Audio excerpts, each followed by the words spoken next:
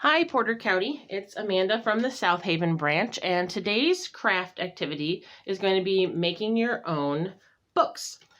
These are very simple little just paper and cardboard books.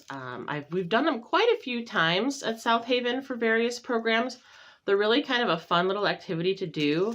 I know I never leave home without a little notebook in my purse. You can use these for grocery lists or just keeping track of things. Kids like them for journals or for sticker books. You can use them for just all kinds of different things. So today we're going to be making some real simple little homemade books. The one we're going to make is actually going to be most like this one here. This is just it's got about 16 pages inside. And if you have computer paper at home and cardboard and maybe some decorative paper or fabric, this is a real easy craft to make. So let me show you what you're going to need. First, you're going to need, obviously, something for the cover. So I have scrapbook paper. You can use fabric. You can use scrapbook paper. You can use all kinds of things for this, really. Cardstock might work. It's just a little harder to fold if you're using some cardstock. You're going to need some just plain white computer paper for your pages, unless you have some other kind of special paper that you want.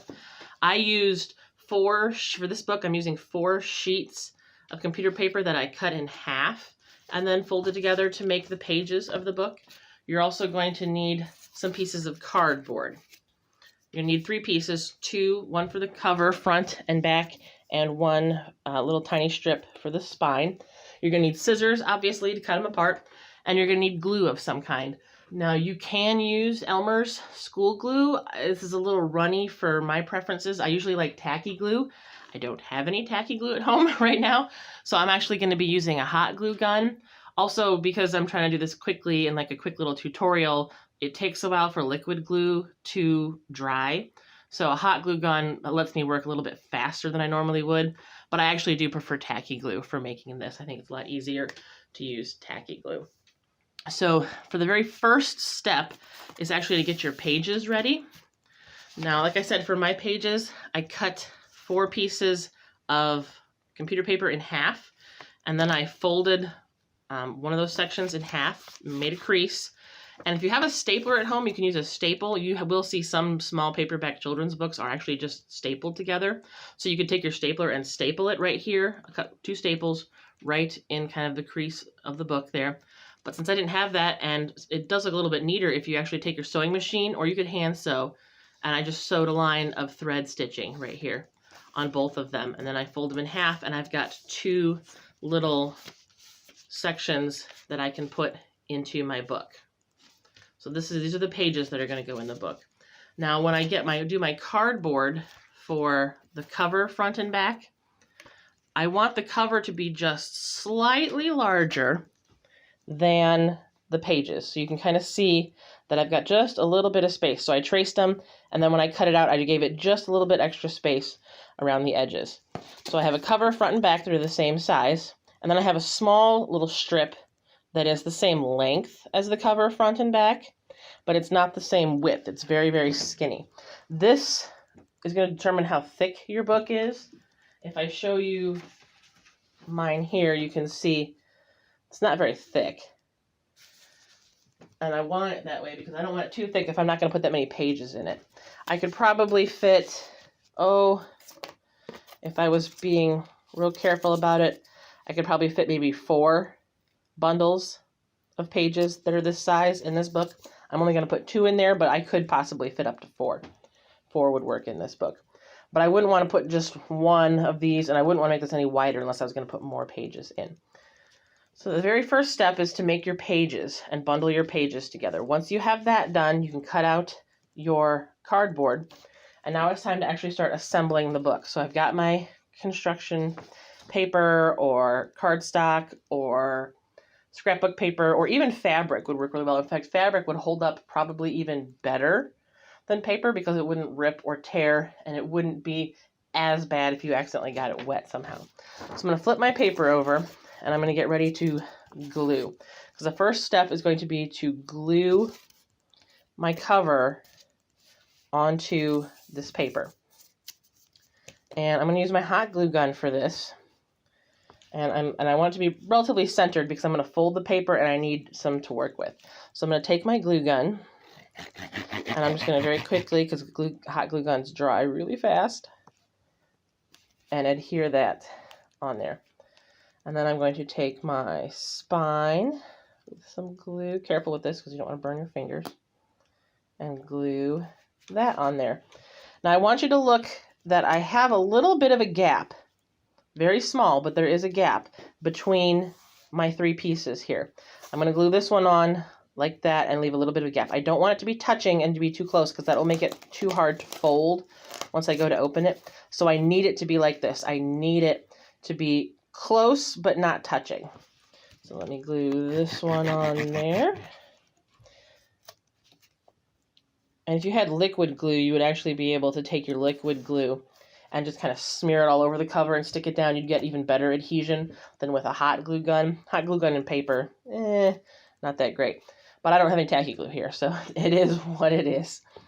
So now I need to start wrapping, kind of like a present, the paper around the edges of my book here. And I'm actually going to do the corners first. So you put a little dab of glue, and then you fold in the corner and crease it really well. And I'm going to do that here for all 4 of my corners. Now, if you're using liquid glue, this will take you a little bit longer because you're going to have to let it dry in between. If you put liquid glue on there, fold it down and let go, it's just going to pop right back off until it dries. So if you're using liquid glue, this is going to take you a little bit longer of a step. But I want these to be really creased well, and I want them to be sticking really well so that I can start to fold the sides up. Now for the sides, I'm just quite literally going to fold up the paper and run some glue right across here very quickly so I can get it tacked down. And then I'll probably actually go in and right here under this edge, glue it even a little better than this. So for now, I'm going to turn the camera off real quick, get this glued so that I can jump in and show you the next step. All right, we've got our pages, our cover glued on all sides now. So now it's time to put the pages in. First, you're going to want to give it a little, where the spine is, you're going to want to give it a little bit of a crease. Fold it and kind of crease it so that it's used to being kind of in that book shape. And there's my front and my back. Got a Little Mermaid on this paper. Can you tell I like Disney stuff? So now we're going to add in our pages. Now this is really simple step actually. This part actually works pretty good with the hot glue gun. Most of the time the hot glue gun isn't so great on paper.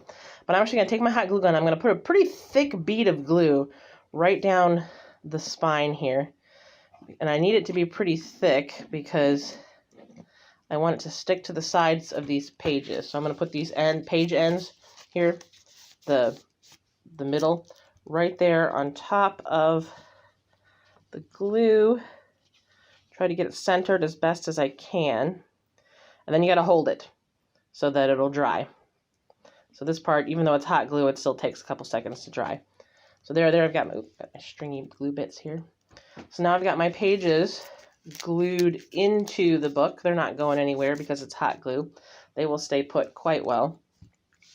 But there's one more step that I need to do before my book is finished. If you notice in this book, you'll see that I took the first page and the last page of my little booklet of pages, and I glued that right into the face of the book. I believe the term for that is an end paper. So we have to glue our end papers on. And in order to do that, you're going to want to open your book up completely flat. Because if you try to glue it while they're closed, your book will actually not open very well. So I'm going to take my glue. Try not to get any glue into this gap here between the books, or that between the spine and the cover. That makes it a little bit difficult to open and close the book if you do that. So I'm going to glue down my front and back page. There's my back page. Make sure your book is open flat for doing this stage. I'm going to do this part, a little bit of glue. move it nice and flat. And what this also does is seal the edges where you glued down the cover paper. This paper glue's glued on top of it, and it seals up the edges if you need to. If you didn't get the glue far enough, you can stick a little glue right under the edge there. Glue it down. This seals up the edges and makes it look a little bit more finished. And so now I can kind of use my fingernails, crease it right there where it's at the spine, and give it a good fold, and ta-da! I have a little book that I can use for grocery lists, for journaling, for my kids, whatever I want to use. I have some fun little books to play with when I'm at home. So I hope you have a fun time making your books. Thanks for joining us today. Bye, guys.